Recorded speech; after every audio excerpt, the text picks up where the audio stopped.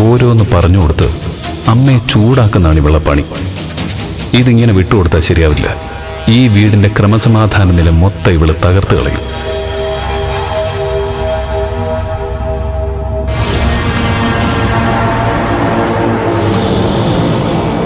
നിന്റെ പണിയൊന്നും ഏക്കുന്നില്ലല്ലേ?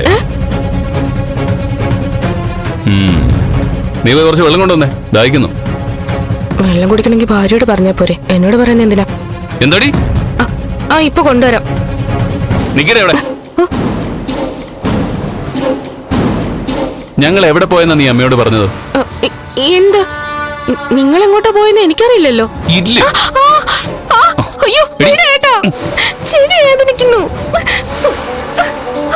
ഞങ്ങൾ ഏത് സിനിമയ്ക്കാടി പോയത്? അയ്യോ വേണ്ട ഏട്ടോ, ഏട്ടോ എനിക്ക് വേദനിക്കുന്നു ഏട്ടോ. വേദനിക്കണം.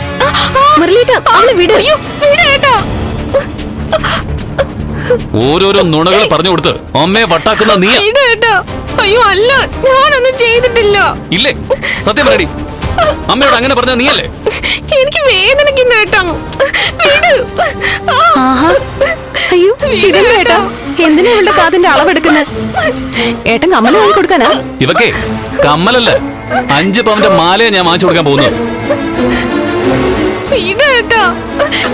എനിക്ക് വേദന എടുക്കുന്ന ഏട്ടാ. ഇവള് ഞങ്ങൾ സിനിമയ്ക്കാ പോയെന്ന് അമ്മയോട് പറഞ്ഞു കൊടുത്തിരിക്കുന്നു. ഓരോന്ന് പറഞ്ഞ അമ്മയും ഗൗരിയും തമ്മിലടിപ്പിക്കില്ല ഇവളുടെ പരിപാടി. പറയടി, ഇനി നീ ചെയ്യോ ഇങ്ങനെയൊക്കെ? ഇനി ഇങ്ങനെയൊക്കെ ചെയ്യോന്ന്? അത് ശരിയാട്ടോ, അടുക്കളയിൽ വെച്ച് എന്തൊക്കെയോ അമ്മയോട് ഓതി കൊടുക്കുന്നത് ഞാനും കേട്ടതാ. ആണോടി നീ? മുരളിയേട്ടാ, അവക്ക് വേദനിക്കില്ലേ? അവ കുറച്ച് വേദനിക്കട്ടെ.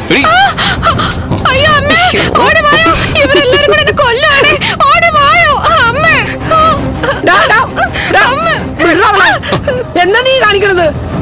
ഞങ്ങള് സിനിമയ്ക്ക് പോയെന്ന് പറഞ്ഞില്ലേ ഇവള്? പച്ചക്കള്ളവല്ലേ ഇവള് പറഞ്ഞത്? അതിനെങ്ങനെ പിടിച്ച് ഉപദ്രവിക്കണോ?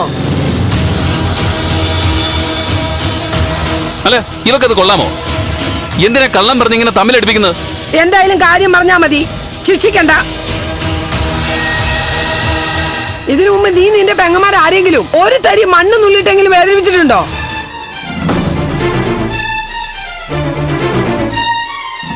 നിന്റെ പെണ്ണുമ്മയുടെ നുണക്കഥ വിശ്വസിച്ചേ എന്റെ കുഞ്ഞിനെ വല്ലതും ചെയ്താലുണ്ടല്ലോ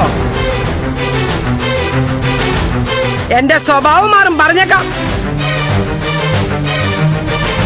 വാ മോളെ. വല്ല കാര്യം ഉണ്ടായിരുന്നു മുരളിയേട്ടാ, അവക്ക് നൊന്ത് കാണും.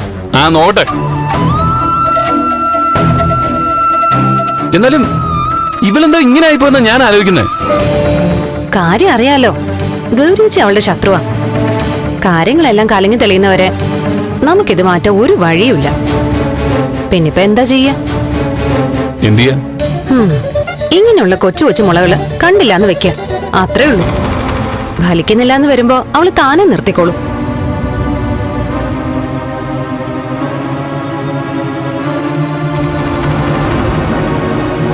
ചേച്ചിയുടെ വീട്ടിലേക്ക് വിളിക്കുകയോ മറ്റോ ചെയ്തോ?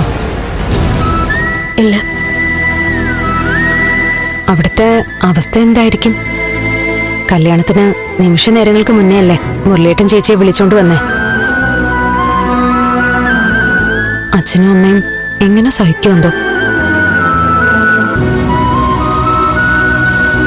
വിഷമിക്കണ്ട, അവര് വിളിക്കുമായിരിക്കും.